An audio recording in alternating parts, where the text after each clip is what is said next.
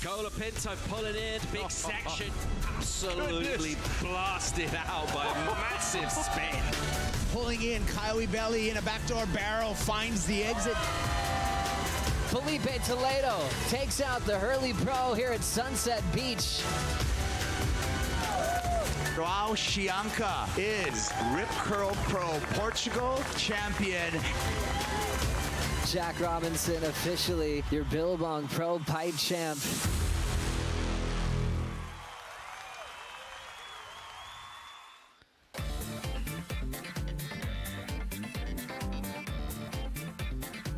Nice look at the current Final Five picture. And just to add to that, Robinson, Chianca, Toledo, Ibelli, and Colapinto have officially made the cut. So no pressure as far as making the season or even the start of 2024. They can truly focus on the Rip Curl WSL Finals. But what that also means is they just took 5 spots. Now there's only 17 left from here at Bells and also Margaret River to survive the rest of the season, Rich. Oh, it's gnarly. This cut is just creating so much drama, and it's interesting to see how our competitors handle the pressure, because it is pressure big time.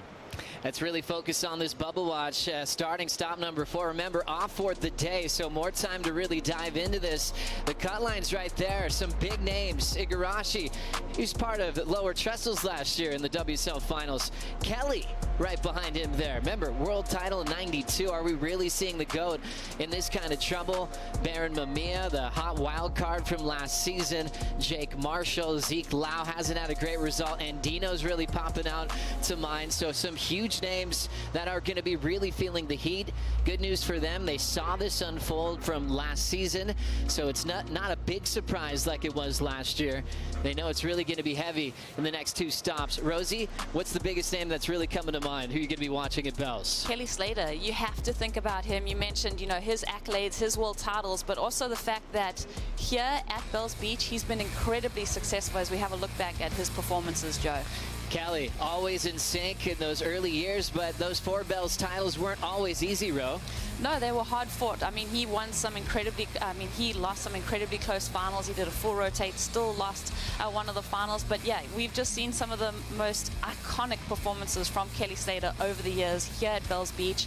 I think drawing on that experience and that kind of motivation to make that cut line, we're going to see special things from him. Kelly Slater, a 4-time Bells champ, equal with Mark Richards and Mick Fanning. That's the record. He's the one man that has a chance to hold it to his own if he get a 5th title this year. If he would do that, then maybe he could achieve qualification past the midseason cut. This will be his 26th start coming here to Bells Beach. Those 4 victories is incredible. Rosie mentioned the one final that he did not win when he did a full rotation air, got a 10, and went down to Mick Fanning. It's almost too emotional to really dive into that too much. If we really could seeing the GOAT move on from full-time competition, not something that we've ever really wanted to focus on. No, it seems weird even thinking about Kelly not being on tour, but he's going to have to dig pretty deep in these next few events, but he's got really good connection with Bells Beach, so we could see it happen. Last year, as you said, it was possible. We saw athletes get out of that troubled zone. They get 2 good results on a quick roll. Safe as houses. Well, great pick there for Kelly. For you, Rosie, what about yourself, Richie? Who are you really focusing on? Joe, for me, it's Kanoa Igarashi. This is unfamiliar territory for him. He said in the last event, in one of the interviews, he tried something different and it didn't work. So he's clearly a little bit rattled with his performance. Make or break. He wasn't shy in saying, I'm going for a world title. I'm world title worthy, so I'm after it. But so Kanoa's changed it up a little bit here. He's taken on Mitchell Ross as a coach, so Carissa Moore's coach, and we know the success that partnership has had. So look, when you look at Kanoa's surfing, he has all the ingredients to make it work either here on the bowl or down at Winky Pop as well. Very dynamic, very fast, and he's been really one of those title contenders the last couple of years, so I feel like he will dig himself out of this hole, and we'll see the best of Kanoa in the next couple of events. Solid there. What a transition. Yellow last year at Bells, and now in the position where he's trying to survive the midseason cut on the women's side as well. It's going to be a lot to talk about for Stephanie Gilmore, and also welcoming back Joanne DeFay from that broken foot. She'll return to the jersey for her first CT of 2023. Steph Gilmore looking for a 5th Bells trophy and also some moving on the rankings. That's coming up next.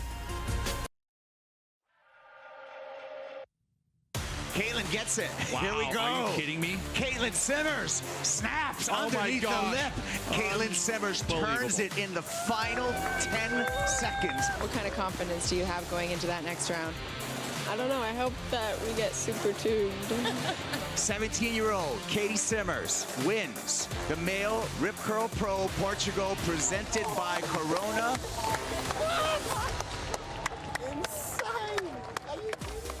What a moment for 17-year-old Katie Simmers from Oceanside, California. She's in the car park there, having a chat with Coach Tommy Whitaker and just enjoying her time, living her dream on tour.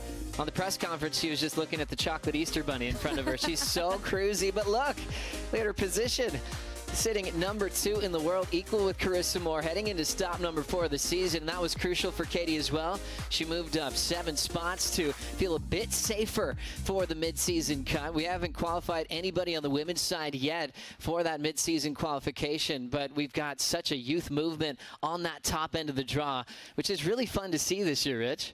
It is. It's really fun. And on the flip side, we're seeing some of our favorites, some of our, real big champions on the women's tour down below that cut line, which is pretty gnarly. And when you look behind that cut line, who really stands out to you? Someone who could do some damage here at Bells Beach. Absolutely. Well, it's the 8-time world champion, Stephanie Gilmore. Of course, I can't believe she's in the same position as she was last year. But the good news is that she dug herself out of it, and Steph and Bells go together like peanut butter and jelly, I guess, and Vegemite and toast. It's one of the, her surfing is just so suited to this wave, whether we're at Bells, whether we're down at Winky Pop. And, she obviously would be thinking, I'm the champ, I can't fall off tour here. I have to make the cut. But that's a dangerous place to go mentally because that adds pressure. So we will see Steph in her finest form here mentally and physically. And you can tell she's serious. We checked her out this morning and she's got the game face on. Certainly does. A rookie in 2007, won a world title that year. She still has that record blazed across the world. 4 straight titles. Now an 8 defending world champ from last season. Under pressure. Last year she looked like she had wobbly legs in a heat, thinking about the cut. She was in this position last year and then just survived at Margaret River. This year I feel like she does have more confidence. She's experienced it before and she's still the reigning world champ. But you think about these eras we've had here at this contest, from Steph Gilmore getting her 4 bells, and also the multiple time champions, looking at Sally Fitzgibbons and her run out here. That's been incredible to watch as she was able to go back to back. Carissa had her run a few in a row, and then Courtney Conlogue, special connection. Courtney didn't win in 2018 because she was injured, came back and got it in 2019. Continuing on with the thought of who's dangerous beyond the midseason cut, who are you thinking, Rosie? Courtney Conlogue. I mean, she's below that cut line. She had so much great success in Portugal. She's got the momentum coming into Bells. She's got 3 Bells trophies at home. So, you got to be thinking about Courtney flipping the script on her season and getting into that top 5 picture and really starting to surf to that potential that she's known for. But to have a special connection with Bells Beach is just incredible. You can rely on that experience. You can rely on those big moments in the pressure situation that you're going to dig deep and find something to display. Really cool to see the form of Conlogue, especially when Bells is really big. She instantly becomes a favorite. How about if it's a little bit smaller? Has she still got that same kind of momentum, Rich? 100%. And like last year with Stephanie, they were both in this similar position. And we saw a real tenacious maneuver from Courtney last year down at Winky Pot, where she hustled a bit. She got that one wave under priority, and that changed her whole season. That got that roll going all the way into Margaret River, and then, of course, she made the tour. And how about that? They're both in the same heat in the opening round. Heat number 6, Courtney Conlogue, Steph Gilmore throwing Brisa Hennessy just to put an exciting matchup, one of the best of the round with so much on the line. Brisa also looking dangerous in free surfs. She wants to kind of mix things up with all that energy on the midseason cut. Yeah, I mean, you just talking about it now, just fathoming that kind of pressure that these surfers are under. For the women, I feel like it's even just a tighter cut line with that top 10 qualifying for next season. I'm just feeling that pressure and that nerves. It's going to be interesting to see how these athletes handle all of that. Challenger Series is going to get started right after Margaret River, and everyone will head to Snapper Rocks. That doesn't survive the midseason cut. Starting May 6th, the Boost Mobile Gold Coast Pro at Snapper Rocks. What a way to kick it off, all the way down to North Narrabeen for a great little back-to-back in Australia. Bolido, South Africa, has provided some incredible moments on the Challenger Series. Back to the U.S. Open, then to Ericeira, and the season finale this year over at Sakurema. So that'll be all the drama to see who will be making it onto the championship tour, and we'll see a lot of big names heading that way. It's just inevitable with this new format. There's going to be some big names going straight to the Challenger Series right after Margaret River. We'll keep you posted on the updates. Bear Mamiya doesn't want to be heading to Snapper Rocks. He wants to continue on for a fight. The Rip Curl WSL Finals